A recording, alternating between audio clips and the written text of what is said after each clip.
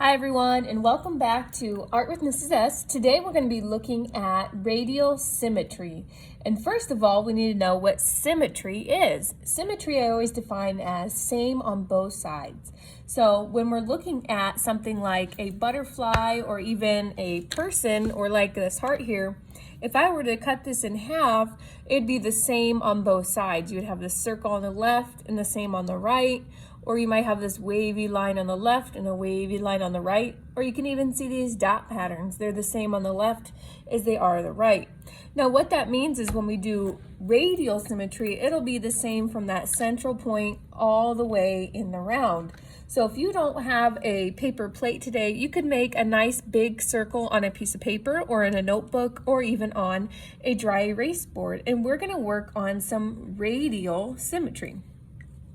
I have a black marker, but you could use a pencil or crayon or any other type of marker. And I'm going to mark the center of my circle, whatever that may be on. And what's really nice with these, it's really nice if you can divide your paper up into 4 pieces. So I'm just going to make a line straight down the middle through that center. And I'll do this same going the opposite direction. So now I have kind of like this 4-piece pie or pizza. And now I can make my radial design. So just any shapes or patterns or lines will do. So I'll start out simple. I'm gonna keep it with a circle, and I'm gonna do that in every piece of this circle as even and as perfect as I can. I'm a human being, so it's gonna be a little off, and that's okay. You could draw other shapes like a triangle. So I would draw that again 4 times. And I'm gonna keep branching out and going around here. You can change your design, but remember to try to keep it symmetrical. I'm gonna keep mine simple shapes, but if you have a special character, if you wanna do a letter or a number, those would all work out fine too. So I'm kind of doing this football, kind of teardrop, raindrop shape.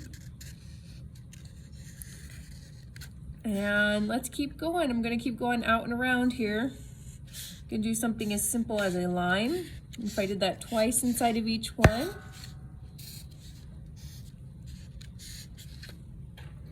And let's keep going. Let's do something simple this time. Let's do a line. So this line that I'm doing can be any kind of line, curvy, wavy, zigzaggy. One of those castle lines or dotted lines. I did that all the way around. And I can also go even a little higher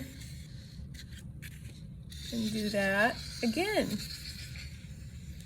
It doesn't have to be perfectly even. My plate's kind of got these bumpy ridges or edges on it. And that could be done. I'll let you decide how much or how little you would like to add. And of course, when you're done, let's add some color. So you can use anything from crayons to pencils, colored pencils, oil pastels, watercolor, you name it. These plates you can draw or write about anything on, or if you just use paper, you can make it into whatever you would like. But I would like you to add some color.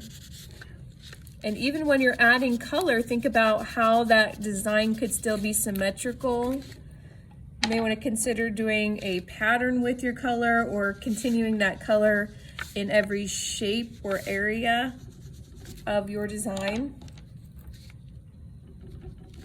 Take your time. Always try to work a little quickly so you can see through the video. You can use your crayons even to make extra patterns or designs on your circle. Just remember again to keep them symmetrical. So I'm going in and adding a little more interest with just this bright orange all the way around.